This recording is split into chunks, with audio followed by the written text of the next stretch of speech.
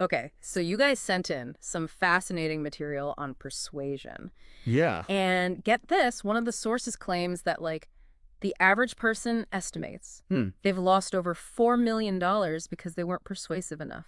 Wow. 4 million. That's wild. It really does make you think, huh, Yeah. like maybe we've all got this persuasion powerhouse inside of us Yeah. just waiting to be unleashed. Yeah. And that's what this deep dive is all about, really. I like that. A persuasion powerhouse. Yeah. So what's like the first step to building this powerhouse? Well, the source uses this analogy that I think is really helpful. Okay. They talk about untapped potential being like a brand new SUV, Okay. but with no gas. Right. You've got this amazing vehicle, all this potential, but without fuel, you're not going anywhere. Right. And persuasion, they say, is that fuel. Okay. So persuasion is what gets us moving. Yeah. But I've always thought of persuasion as being kind of sleazy, you know, like those pushy salespeople who try to trick you into buying something you don't need. Oh, yeah, I hear you. Yeah. I think that's definitely the old school view of persuasion. Yeah. And it doesn't really fly anymore. Yeah. People are savvier now. They can see right through those tactics. So if it's not about tricks, then what is it about? Transformation. Yeah. It's about becoming the kind of person others just naturally want to listen to. Think about it. Like, who are you more likely to be persuaded by? Right. Someone who's like pushy and aggressive? Yeah. Or someone who's genuine, trustworthy, and understands your needs? Definitely the latter. Right. Yeah. But what does that like actually look like in practice? Well, it starts with recognizing that persuasion isn't about manipulating people. Right. It's about connecting with them, Yeah. understanding their perspective, Yeah. and finding common ground. Yeah. And to do that, you need to develop certain qualities, Hmm. almost like upgrading the operating system of your mind. Okay. Interesting. So it's about personal development as much as it Mm. is about specific techniques. Absolutely. And the source actually highlights some unexpected traits Hmm. of master persuaders that you might not expect. Okay. Like what?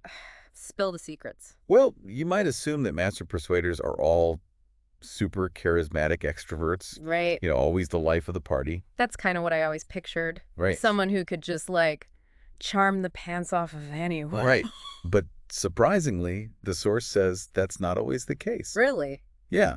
The source actually suggests that some of the most effective persuaders are actually quite low-key. Really? So you don't have to be a smooth talker to be persuasive. Not at all. Yeah. In fact, some of the key traits they mention are humility, being a good listener, and even get this, admitting your mistakes. Admitting your mistakes. I would have thought that would make you seem like less persuasive. You'd think so, right? Yeah. But the source argues that when someone is willing to acknowledge their flaws, Okay.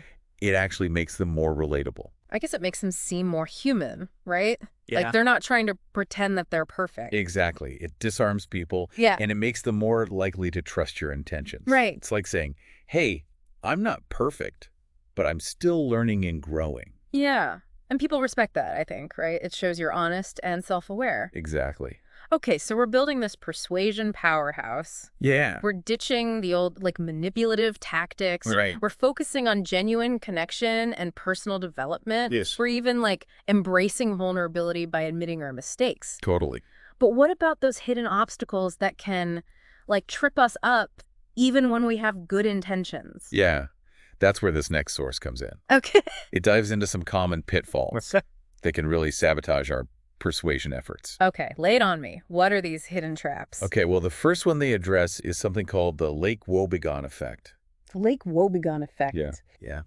Named after that fictional town Oh, yeah. where all the children are above average. Yeah, I remember that. Right. It sounds like a pretty idyllic place. It does.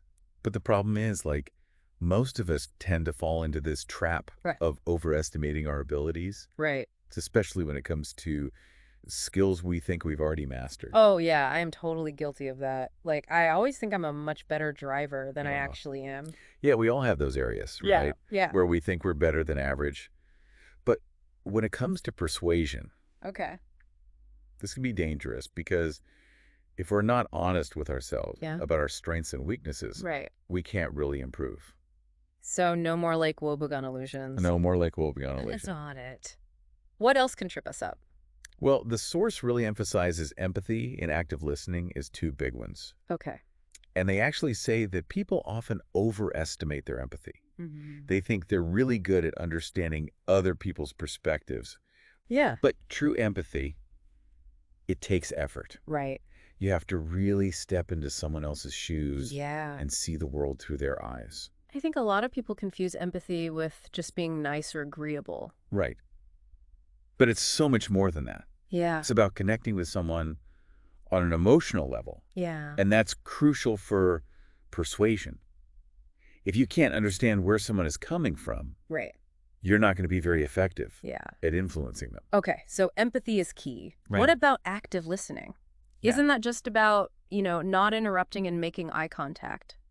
It's more than just passively absorbing information. Okay. It's about truly engaging with what the other person is saying, asking clarifying questions, Yeah. reflecting back what you're hearing to make sure you understand. So it's about making the other person feel heard Yeah. and understood. Exactly. Wow. And when people feel heard and understood, Okay.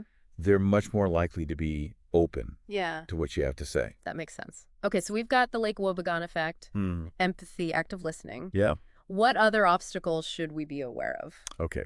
So even when we're genuinely trying to connect, Yeah. be empathetic, we often run into this next obstacle. Okay.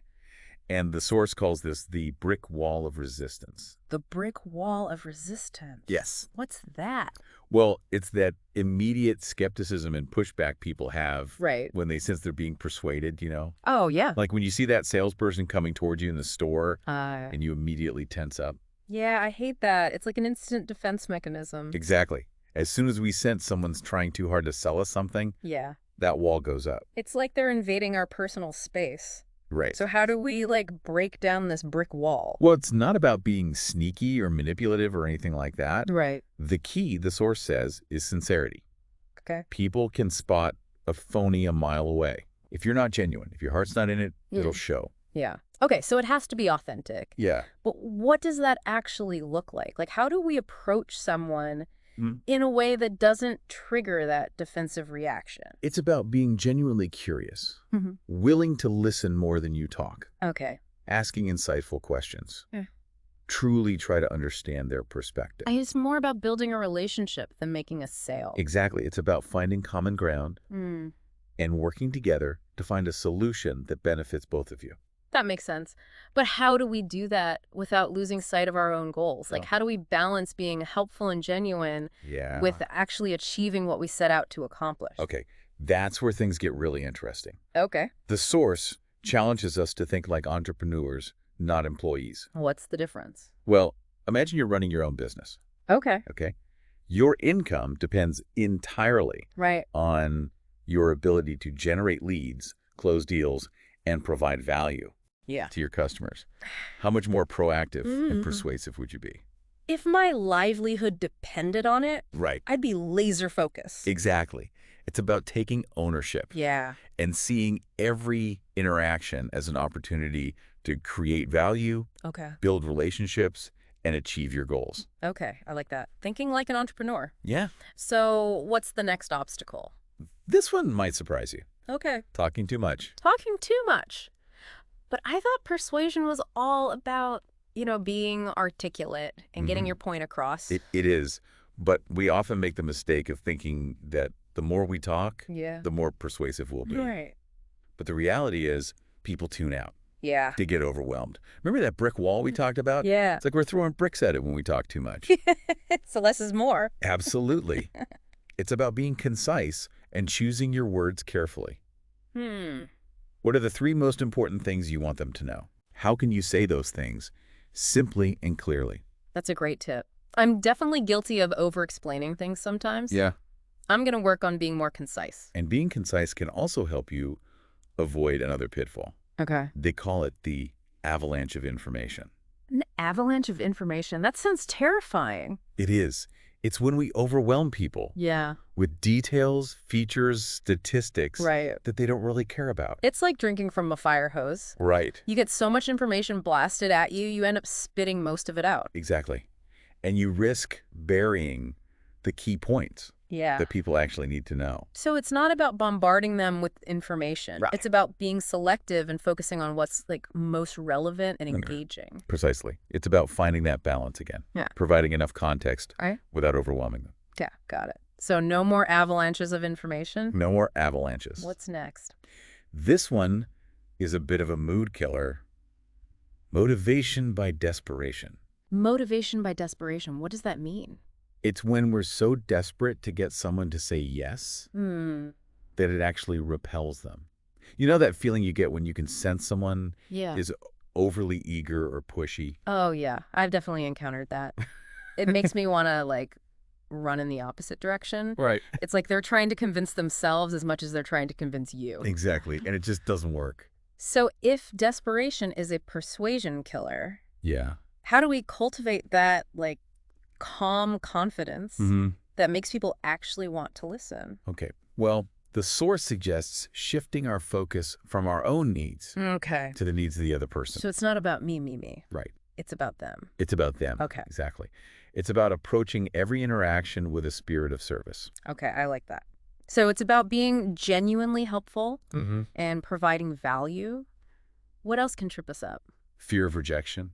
Oh, yeah, that's a big one. Putting yourself out there can be scary, especially when you're trying to persuade someone. What if they say no? What if they think your idea is stupid? It's a natural fear. Yeah. And it can be paralyzing. Yeah. But the source suggests that we try to reframe rejection as feedback. Feedback, like constructive criticism. Exactly.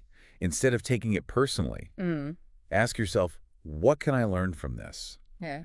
How can I adjust my approach next time? So it's about seeing rejection as an opportunity for growth. Yeah. I like that. And growth. Lack of preparation. That's a pretty basic one, isn't it? It is, but you'd be surprised Yeah. how many people go into a persuasive situation Right. without really thinking it through. Right. If you're not clear on the details, if you don't have the answers to their questions, Right. it's not going to inspire confidence. You got to do your homework. Preparation is key. Absolutely. Okay, so we've got preparation. What else? Prejudging and making assumptions. Oh, yeah. We all do that. We do. It's so easy to, like, make snap judgments about people based Yeah. on first impressions. It's true, but the problem is those prejudgments Yeah. can be incredibly limiting. Right. We might miss out on amazing opportunities because we've already written someone off Yeah. before we even give them a chance. You never know who you're talking to or what they might have to offer. Exactly. Never underestimate anyone. Oh, okay. So, no more prejudging. No more prejudging. What's the last obstacle on our list? This one's a bit controversial. Okay. Closing skills. Closing skills. Wait, isn't that like the most important part of persuasion? The big finish where we finally get that yes? You'd think so, wouldn't you? Yeah. But the source actually argues that focusing too much on closing techniques can be counterproductive. I'm so surprised. Why is that? Because true persuasion happens throughout the interaction, Okay. not just at the end. Right. It's about building rapport, establishing trust, understanding needs, and guiding them towards a decision they feel good about. So it's more about like creating the right conditions for a yes, Yes. rather than forcing it. Exactly. And remember that brick wall we talked about. Yeah. Hard closing tactics can actually reinforce that wall, making people feel pressured and manipulated. Like those cheesy sales lines you hear in infomercials. Ugh. Yes. Don't miss out on this once-in-a-lifetime opportunity. Yes. Ugh, it makes me cringe just thinking about it. Right. They're so transparent. They are. And the source actually argues that those hard closing techniques have become so overused Yeah. that they've lost their power. People see right through them. So what's the alternative? Like, if we're not supposed to use those hard closing techniques, how do we guide people towards a decision without being pushy? It's about being an advisor, not a salesperson. Okay. It's about building a genuine connection and offering solutions that truly meet their needs. So the opening of the conversation is just as important as Yeah. the close. Even more so. Wow. It's about setting the right tone from the very beginning. It's about building that foundation of trust and understanding. Yeah. And then letting the conversation flow from there. Yeah. Okay. So we've covered a lot of ground here. We've talked about the importance of personal development, Yeah. the unexpected traits of master persuaders, Right. and those hidden obstacles that can trip us up. Yeah. But this deep dive isn't just about avoiding pitfalls, No, or... it's also about understanding Okay. what makes persuaders successful. Okay. What qualities do people value most in a persuasive person? Okay, what do they say? What makes someone truly stand out?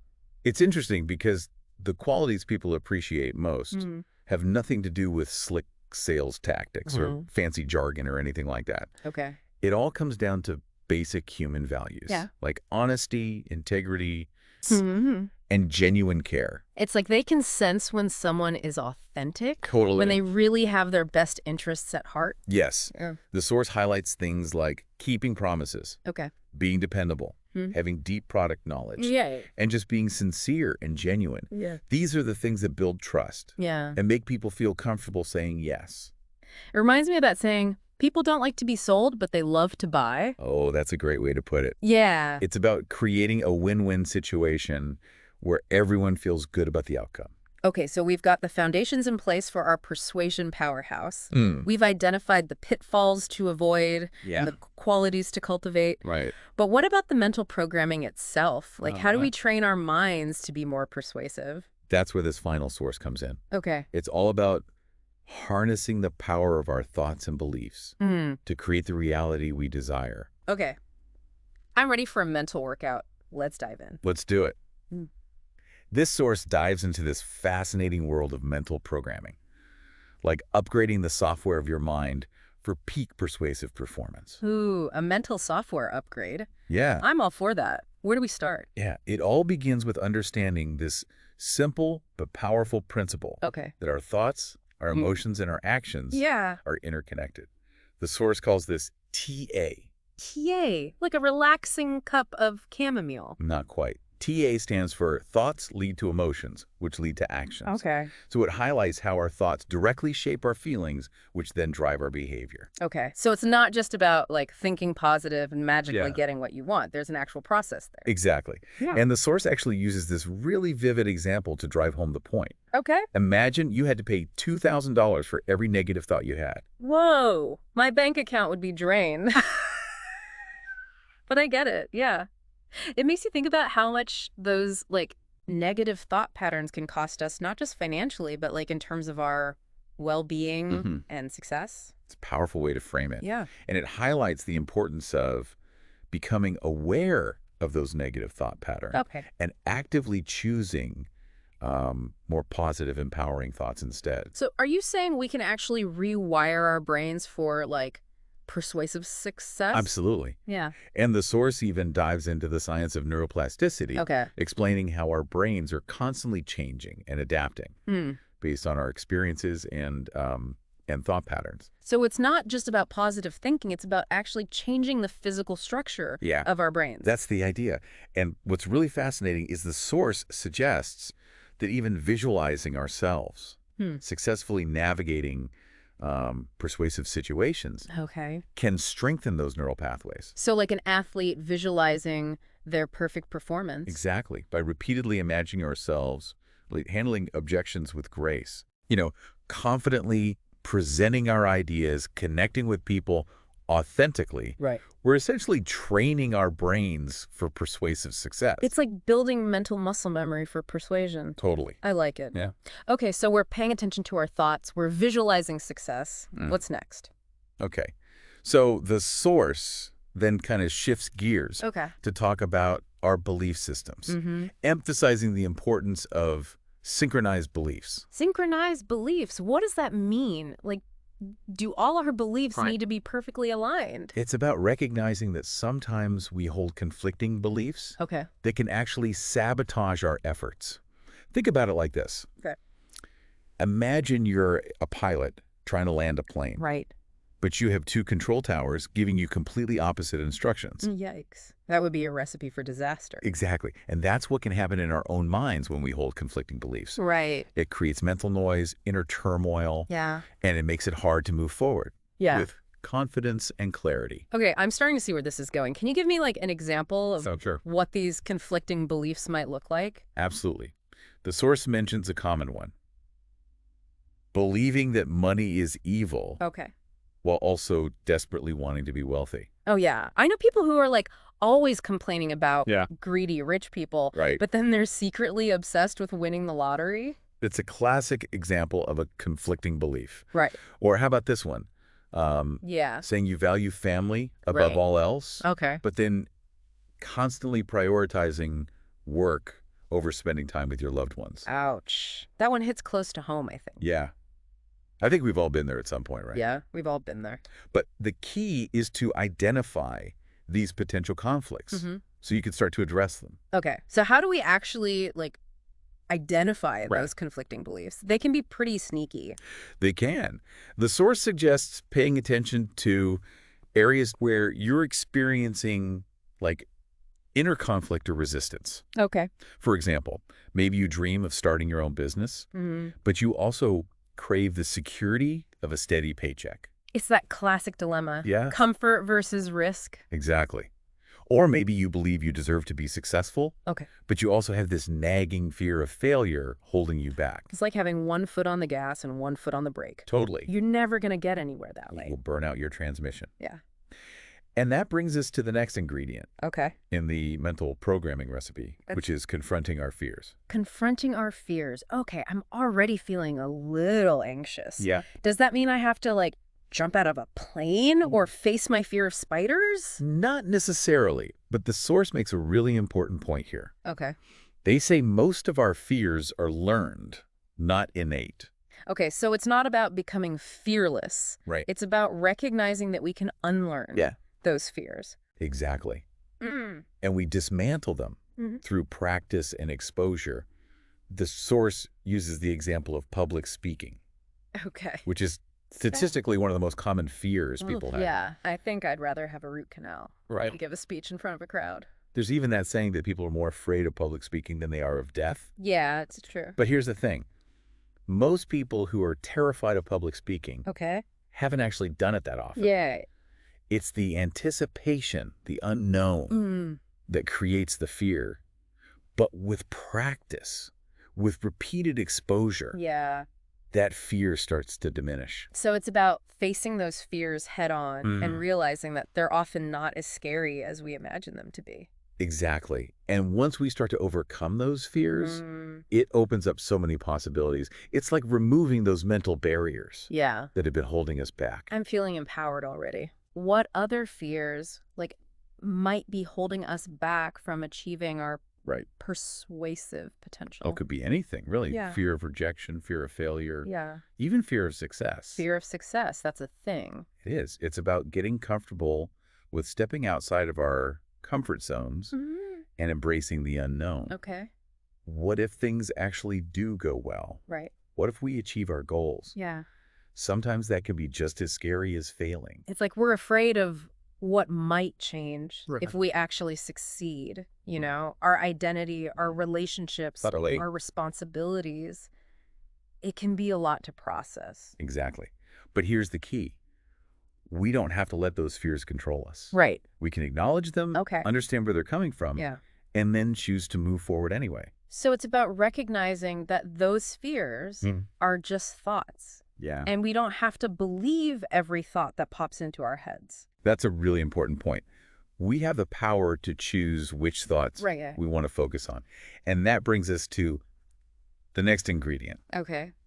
Vibrant, full-color visualization. Vibrant, full-color visualization. Yes. That sounds intense. I'm picturing rainbows and unicorns. It's not quite that whimsical, but it does tack into the power of our imagination. Okay. I'm intrigued. Tell me more. Okay, so the source explains that our subconscious minds don't actually distinguish between real events and vividly imagined events. Wait, really? So if I vividly imagine myself like giving a killer presentation, my brain essentially thinks it's actually happening. Exactly. It's like watching a movie. Okay. You know, your brain doesn't know the difference through what's happening on the screen and what's Yeah. happening in real life. Yeah. It reacts emotionally to both. Wow. That's pretty powerful. So if I can like vividly imagine myself successfully navigating a persuasive situation, it's almost like I'm giving my brain like a preview of success. Exactly. You're planting the seeds of success in your subconscious mind. Okay. You're creating those neural pathways that will make it easier Yeah. to actually achieve those outcomes in real life. So it's not just wishful thinking. It's actually a technique Yeah. that we can use to train our minds for success. It is. And the best part is imagination is a limitless resource. Yeah. Unlike time or money, Right. which we never seem to have enough of. Right. We have an endless supply of imagination. I like that. So there's no excuse for not using this technique. Right. But what about those of us who are still trying to figure out our path? We don't even know what we want to visualize yet. That's where finding your purpose comes in. Ah, yes, purpose. Yeah. The big question. It's like everyone's talking about finding their purpose these days. It's become a bit of a buzzword, hasn't it? Yeah, it has. But it's for a good reason. Mm-hmm. Having a sense of purpose gives our lives direction and meaning. It helps us stay motivated and focused when things get tough. Okay. I'm on board with the whole purpose thing, but Yeah. how do we actually find it? Well, the source acknowledges that uncovering our purpose can be a journey of self-discovery. It's not something you can just Google or Right. find in a self-help book. Yeah. It requires introspection, reflection, and a willingness to explore what truly lights you up. I think a lot of people get intimidated by the whole finding your purpose thing, you know? Yeah. It feels like this huge, overwhelming task. I get it. It can feel like a lot of pressure. Yeah. But the source actually provides some really helpful questions Okay. that can guide us on this journey of self-discovery. Okay. They call them purpose questions, and they're designed to help you tap into your deepest values and aspirations. Okay, I'm all ears. Give me those purpose questions. Okay, the first one is the eulogy question. The eulogy question. Yeah. Imagine you're 95 years old, you've lived a full and meaningful life, and someone is giving your eulogy. Right. What would you want them to say about you? What kind of legacy would you want to leave behind? Wow, that's deep. It really makes you think about what truly matters in the grand scheme of things. Not just what you accomplished, but the kind of person you were. Exactly. It's about identifying those core values that you want to be remembered for. Okay, so that's the eulogy question. What's next? The genie's wish. The genie's wish. Okay. Imagine a genie grants you one wish, Okay. but it has to be something that makes the world a better place. Okay. What would your wish be? Interesting. It forces you to think beyond your own Yeah. personal desires. Right. Consider the greater good. Exactly. It helps you tap into those things you're truly passionate about, those causes or issues that you care deeply about. Okay, the genie's wish. What's the third purpose question? The guaranteed success question. Guaranteed success question. What would you do if you knew you couldn't fail? Ooh, I like that one. If failure wasn't an option, Right. what would I pursue? What dreams would I dare to chase? It's about identifying those things that you're holding yourself back from because of fear or self-doubt. It's like giving yourself permission to dream big. Yeah. Okay. So that's 3. What's the final purpose question? Okay. The inheritance question. The inheritance question. Imagine you inherit unlimited time and money. How would you spend your days? What would you create? Oh. What impact would you make? Wow, that's a powerful one. It really makes you think about what you would do if you were truly free to pursue your passions and make a difference. Those 4 questions are like keys that unlock our deepest desires and aspirations. You know, it's so easy to get caught up in the day-to-day grind and lose sight of what truly matters. Right. But taking the time to reflect on these questions can help us reconnect with our core values and reignite that spark of passion. I love that. It's about rediscovering what truly makes us tick, what gives our lives meaning and purpose. Okay, so we've explored these powerful purpose questions. What's next on this mental programming journey? Okay, so the next ingredient is all about building rock-solid self-esteem. Self-esteem, I knew it. I've always felt like self-esteem is the foundation of everything. If you don't believe in yourself, Right. how can you expect anyone else to? Exactly. And the source really emphasizes that true self-esteem isn't about outward displays of ego or arrogance. Okay. It's about having that deep sense of inner worth. that doesn't require external validation. So it's not about bragging or trying to impress others. It's about having that quiet confidence that comes from within. You got it. It's about knowing your worth, regardless of what other people think or say. Okay, I like that. But what about those people who are always, like, boasting and putting others down? Does that mean they actually have low self-esteem? It's often a sign of overcompensation. They're trying to mask their own insecurities by making themselves appear bigger and better than everyone else. It's like they're trying to convince themselves as much as they're trying to convince everyone else. Exactly. And it's important to remember that true confidence comes from within. Right. It's not something you can fake or force.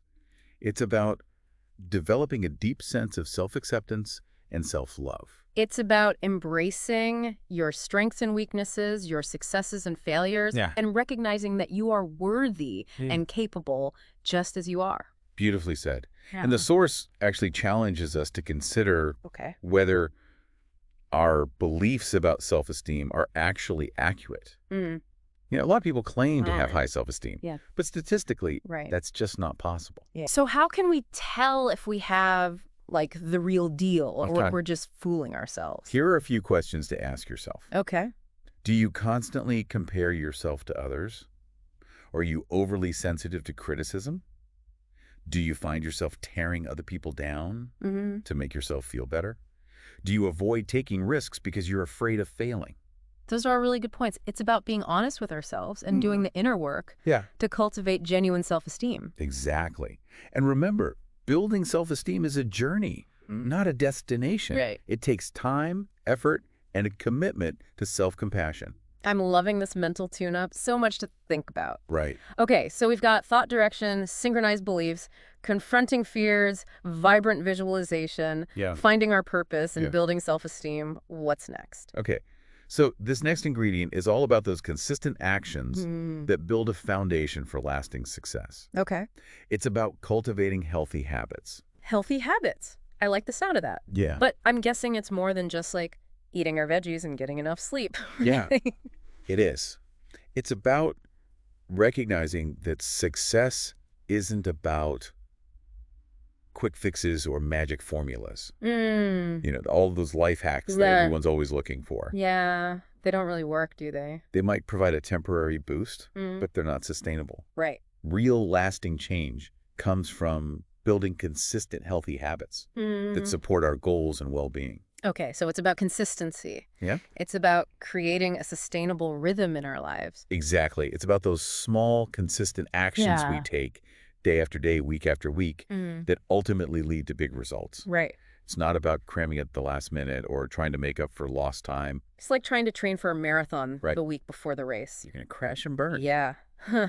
You need to put in those miles consistently over time. Yeah, you have to build that endurance. So it's the same with building a persuasive mindset. Exactly. It's like mental strength training. You have to develop those mental muscles through consistent practice. Yeah. And the source uses some really vivid analogies to drive this point home. Okay, give me one. Okay, imagine you wake up one day and you've suddenly gained 30 pounds. Oh my gosh. Or you check your bank account and you're suddenly $10,000 in debt. That would be a nightmare. But here's the thing. Those scenarios don't usually happen overnight. They happen gradually, slowly but surely. Right. Choice by choice, habit by habit. Ooh, that's a sobering thought. It is. It makes you realize how much those, like, seemingly insignificant daily choices can add up over time. And how much control we actually have over the direction of our lives. So we're not just victims of circumstance. Right. We actually have the power to, like, shape our reality through the choices we make every day. Exactly. And the force actually highlights a pretty startling statistic to drive this point home. Okay. Over 90% of our behavior is actually driven by habit. 90%. 90%. Yeah. So we're basically on autopilot most of the time. We are. You know, we're often making choices based on these deeply ingrained patterns. Right. Without even realizing it. It's like our brains are wired to conserve energy. Yeah. So they rely on these habits to navigate daily life. That's kind of scary. It makes you wonder how much control we actually have over our lives. But here's the good news. Okay. Once we become aware of those habits, Okay. we can start to consciously choose those habits Right. that support our goals and values. Okay, but how do we, like, break those bad habits that are holding us back, and how do we make those good habits stick? Okay, it can be tough. But the source suggests focusing on replacement rather than elimination. Replacement. What do you mean by that? Instead of trying to go cold turkey on a bad habit, find something you actually enjoy that serves a similar function. So, like, instead of having that sugary afternoon snack, I have a piece of fruit and some nuts. It satisfies that craving for sweetness, but in a much healthier way. Exactly. Or, like, if you're trying to break the habit Okay. of scrolling social media before bed, maybe you replace it with reading a book Oh. or listening to calming music. It's about creating a new, healthier routine that feels good and supports your goals. Exactly. But what about willpower? Isn't that a big part of it? Oh, yeah. It is, but like my willpower is like a muscle that gets tired. Right. It's strongest in the morning, but by the end of the day, forget about it. Yeah. I'm reaching for the cookies and scrolling Instagram. Yeah. You and me both. But that's because willpower is a finite resource. Right. You know, we only have so much of it to use each day. And that's why it's so important to set ourselves up for success by creating an environment that supports our desired habits. So, like, if I'm trying to eat healthier, I should get rid of all the junk food in my house. Out of sight, out of mind. Or if I'm trying to be more productive, I should create a dedicated workspace that's free from distraction. Exactly. Make it harder to engage in those bad habits. So it's not just about willpower. It's about making those smart choices that set us up for success. Exactly. It's about being proactive and creating an environment that supports your goals and values. Okay. So we're cultivating healthy habits. We're being mindful of our willpower. What's next? It's time to embrace accountability. Accountability. Okay, I'm sensing a theme here. This mental programming journey seems to be all about taking responsibility. It is. It's about owning our thoughts, our beliefs, our actions, and now our habits. It's about stepping up and taking charge of our lives. No more blaming external factors. No more excuses. Okay, I like it. So it's about recognizing that we have the power to create the life we desire, even when things get tough. Especially when things get tough. Yeah. And the source actually breaks down accountability into 3 key areas. Okay, give me the breakdown. First, stop rationalizing and take action. Okay. Second, stop blaming and own your failures. Okay. And third, own your failures and reframe them Okay. as learning opportunities. Own your failures. That one feels a bit scary. It can be. Yeah. It's so much easier to blame external factors or make excuses for why things didn't go our way. Right. But true accountability requires us Right. to own our mistakes. Okay. So let's unpack these. What does it mean to, like, stop rationalizing and take action? It's about recognizing those sneaky excuses we use to justify inaction. Oh, those voices in our heads Yeah. that say, I don't have time, I'll start tomorrow, it's too hard, I'm not good enough. Yep. Ugh, those voices are the worst. They're like pesky telemarketers who keep calling even after you've told them you're not interested. The source is saying hang up on those excuses and take action, even if it's just a baby step. Any step forward is progress. Exactly. Yeah. Action creates momentum. It gets the ball rolling. Okay. So we've stopped rationalizing. We're taking action. What's next? It's time to stop blaming. Oh, this one's tough. Yeah. It's so easy to fall into that trap. It's almost like a reflex. It's human nature. We blame our boss, our parents, our partners, the economy, the weather, anything but ourselves. I think it makes us feel better in a weird way. Like if it's not our fault, then we don't have to feel bad about it. Right. But as the source points out, blaming keeps us stuck.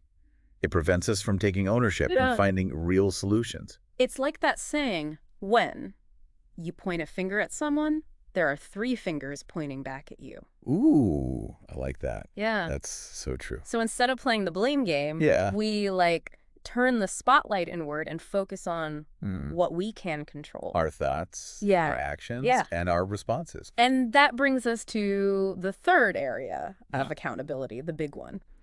Own your failures. Ooh, that one makes me squirm a little. It can be uncomfortable. Yeah. But it's so important. It's so easy to beat ourselves up when we make mistakes Right. or fall short of our goals. Yeah. But the source encourages us to try to reframe those failures as learning opportunities. Okay, so it's not about avoiding failure altogether. It's about learning from it and using it as fuel Yeah, to move forward. exactly. Okay. They're not the end of the world. They're just part of the process. I like that perspective. Yeah. It takes the pressure off. It's not about being perfect.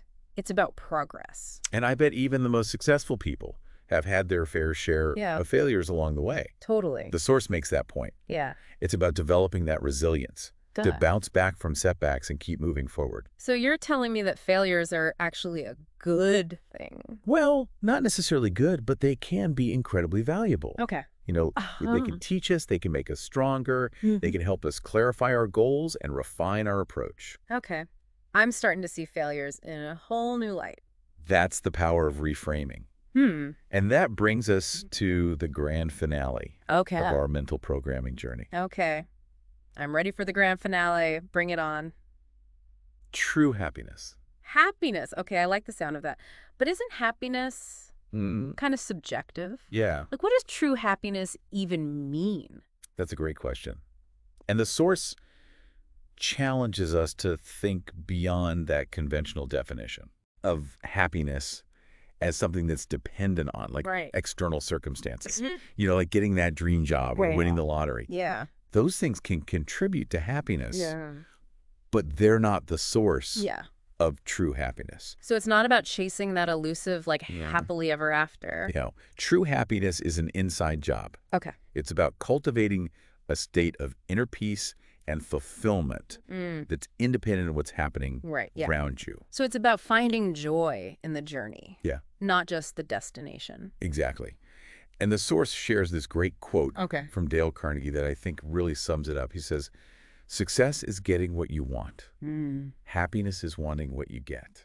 Ooh, that's a good one. Yeah. So it's not about always striving for more. It's about appreciating what you already have. Precisely. Okay. It's about finding contentment in the present moment, even as we're working towards our goals. It's like that saying, the present moment is the only moment we ever truly have. Exactly. And the source actually draws inspiration from another wise individual. Viktor Frankl. Viktor Frankl. Yeah. Author of Man's Search for Meaning. That's right. Oh, wow. Yeah, okay. He had some really profound insights about happiness, especially considering, like, what he endured in a concentration camp. Talk about a challenging situation. Yeah. But he still found a way to be happy. He did. He wrote, "Man's search for meaning is the primary motivation in his life and not a secondary rationalization of instinctual drives. This meaning is unique and specific in that it must and can be individually and personally discovered and acted upon." Wow. He reminds us that we always have a choice, even in the most difficult of circumstances. We can choose our attitude. We can choose to find meaning.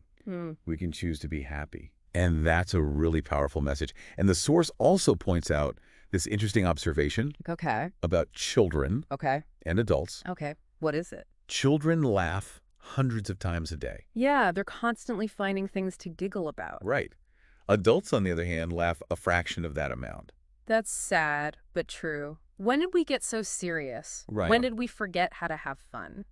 Somewhere along the way, we get so caught up in our adult responsibilities and worries that we lose that childlike sense of wonder and playfulness. Okay.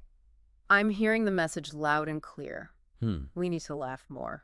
Exactly. Don't take yourself too seriously. Yeah. Find those moments of joy, even in the midst of the chaos. Embrace the silliness. Okay, got it. Yeah. So we need to laugh more. What else can we do to cultivate true happiness? Okay.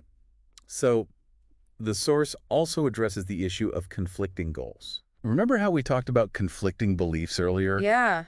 Those internal battles that can, like, sabotage our efforts. Exactly. It's the same with our goals. When our goals are constantly at odds with each other, it creates tension and unhappiness. It's like trying to, like, row a boat in two different directions at the same time. Yeah, you'll just end up going in circles. You'll just end up going in circles. Exactly. So the key is to make sure our goals are aligned with our values and purpose. Exactly. It's about creating a life that feels harmonious and integrated, where your actions are in alignment Yeah. with your deepest desires. I love that harmonious and integrated life. So it's not about like achieving some arbitrary definition of success. It's about creating a life that feels good and meaningful to you. You got it. Yeah. And speaking of success, Okay. the source brings up this really interesting point about like the evolution of success. Okay. Tell me more. How has success evolved? Well, like, it seems like we have more inventions, more conveniences, more technology than ever before, right? Right. Life should be easier Yeah. and more fulfilling than ever. But here's the paradox. Okay. Studies actually show that overall happiness has actually decreased in recent decades. What? Seriously? Yeah. That's crazy. You'd think that with all this progress and abundance, we'd be happier than ever before. You would think so, wouldn't you? Yeah. But it's not the case. So what's going on? Why are we less happy despite having more stuff? It's a complex issue Right. with a lot of contributing factors. Yeah. But the source really emphasizes that true happiness is about cultivating a certain mindset. Okay. It's not just about, Right. achieving external success or accumulating possession. It's about creating that inner state of like contentment and well-being, regardless of external circumstance. Exactly. And the source reminds us that happiness is a choice. A choice. So it's not something that just happens to us.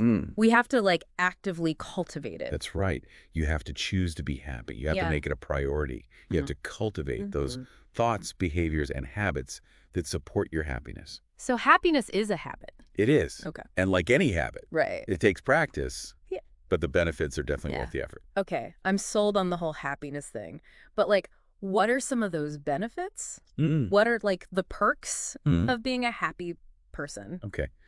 Well, the source lists quite a few. Okay. So happy people tend to perceive the world as a safer, more welcoming place. Okay. They're more open to new experiences and ideas.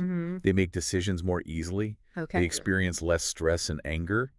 They have healthier relationships. Okay. And get this, Yeah. they even tend to make more money. Wait, happy people make more money? Yeah. I would not have guessed that. It's true. It's not that happiness magically attracts wealth or anything like that, but it's that like happy people tend to be more optimistic, more resilient, more creative, Right. and that can lead to greater success in all areas of their lives, including their finances. Okay.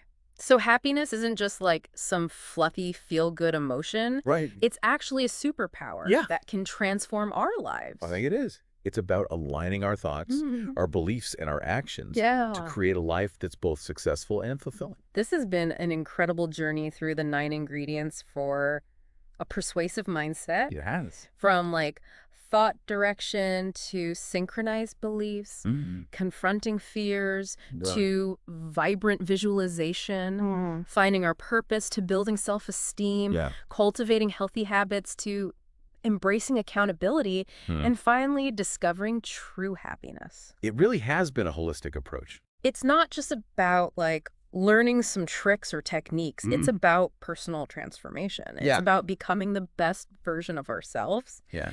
But I have to admit, it can feel like a lot to take in, you know? Yeah. All this talk about rewiring our brains and creating a new reality, it's a lot. It can be overwhelming. Yeah. And that's where a lot of people get stuck. You know, they get caught up in this idea that they need to make these massive sweeping changes all at once. Right. But like real change happens gradually. It's like those fitness transformations you see on social media. They make it look so easy. Right. But like real change doesn't happen overnight. Definitely not. It's about those consistent small steps taken over time. Right. It's about embracing the process and celebrating the wins along the way. It's about progress, not perfection. I like that. The source emphasizes that point. Okay. It's not about being perfect. Right. It's about making those small adjustments and celebrating those wins, even the small ones along the way. And those small changes can have a ripple effect.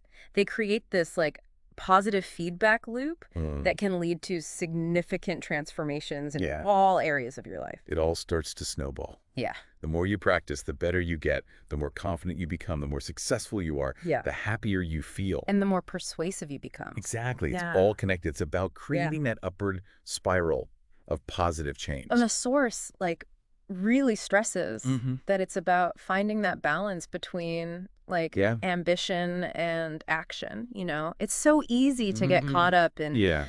dreaming big, Right. setting goals, but you have to actually do something. You have to take action. No more procrastination. Exactly. It's about taking those small steps, Mm. even if they seem insignificant, because those small steps eventually lead to big results. So just to recap, we've covered so much ground in this deep dive. We talked about the power of thought direction, synchronized beliefs, confronting fears, harnessing visualization, finding our purpose, building self-esteem, cultivating healthy habits, embracing accountability, and finally, that true happiness. It really has been an incredible journey It has. through the foundations of success, Yeah. both in persuasion and in life overall.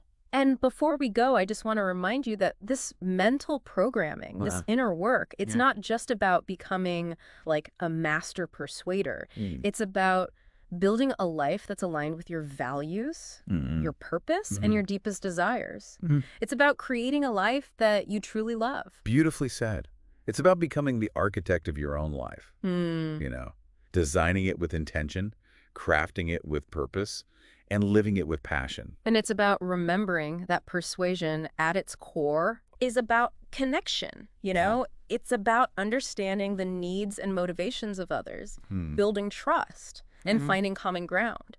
It's about using your influence to make a positive impact on the world. And that's where true happiness comes in. Yeah. When we're genuinely happy and fulfilled, it radiates outward. Yeah. You know, people can sense it. They're drawn to it. It's like a magnetic force. People are naturally drawn to those who exude like positivity, enthusiasm, and like genuine care for others.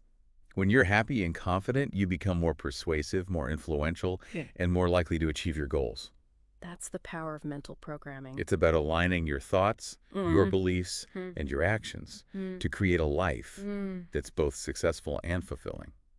So, as we wrap up this deep dive, we want to leave you with a few questions to ponder. Think about which of these 9 ingredients resonates most strongly with you right now. What will you focus on?